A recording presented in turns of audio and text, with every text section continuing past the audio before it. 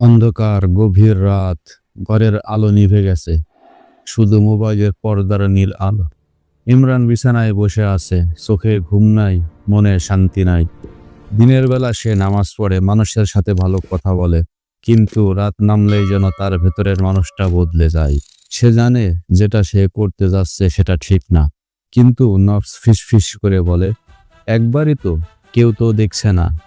কাজ শেষ হওয়ার পর ইমরান বিছানায় শুয়ে পড়ে। বুকের ভেতর ভারী একটা পাথর, নিজের কাছে নিজেকে ঘৃণা লাগে। সে ফিস ফিস করে বলে ওঠে, ইয়া আল্লাহ, আমি এত দুর্বল কেন? পরদিন ফজরের আজান হয়, ইমরানের চোখ খুলে যায়, কিন্তু শরীর ওঠে না। লজ্জায় অপরাধে সে নামাজ পড়তে পারে না। কয়েকদিন পর এক জুম্মার নামাজে ইমরান মসজিদে যায়। খতিব বলছিলেন নফসের বিরুদ্ধে জিহাদের কথা। হঠাৎ তিনি একটি আয়াত তিলাওয়াত করলেন, ওয়াল্লাযীনা হুম লিফুরুজিহিম হাফিজুন ইল্লা আলা আজওয়াজিহিম আও মা মালাকাত আইমানুহুম ফাইন্নাহুম গায়রু মালুমিন ফামান ইবতাগা আরওয়া যালিকা ফাউলাইকা হুমুল আদুয়ান।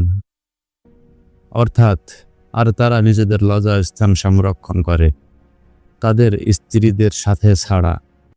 এরপর কেউ যদি এর বাইরে কিছু চায়, তারাই সীমা লঙ্ঘনকারী। সূরা আল মুমিন আয়াত 23। আয়াতটা যেন ইমরানের বুকে আঘাত করল। আমি কি সীমা লঙ্ঘনকারী? ভাঙা কান্না। সেই রাতে ইমরান নামাজে দাঁড়ালো। বহুদিন পর মন থেকে দু চোখ ভরে পানি পড়ল। ইয়া আল্লাহ, আমি বারবার করে যাই, কিন্তু আমি এই পাপ কাজ ছাড়তে চাই। আমার উপর দয়া করেন, আপনার রহমত দান করেন, আপনি আমাকে ছেড়ে দেবেন না। এই বলে সে ইস্তেগফার করল। সে মনে করল আরেকটি আয়াত, কুল্লিল মুমিনুনা ইয়াহুদ্দু মিন আবসারিহিম ওয়া ইয়াহফাযু ফুরজাহুম।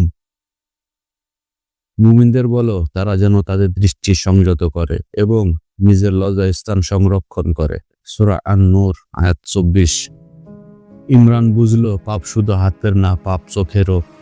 পরিবর্তনের শুরু সে সিদ্ধান্ত নিল, প্রয়োজনীয় ভিডিও ছবি সব ডিলিট করবে রাতে একা থাকলে।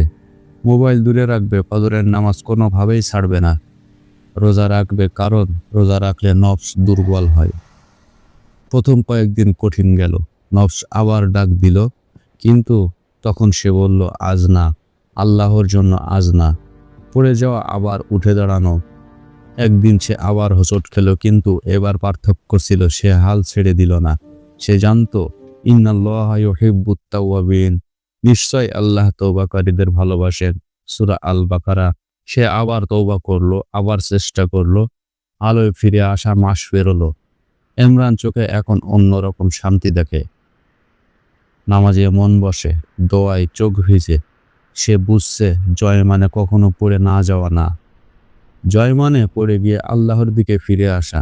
শেষ রাতে সে আল্লাহর কাছে বলল, ইয়া আল্লাহ, আমাকে পবিত্র রাখুন।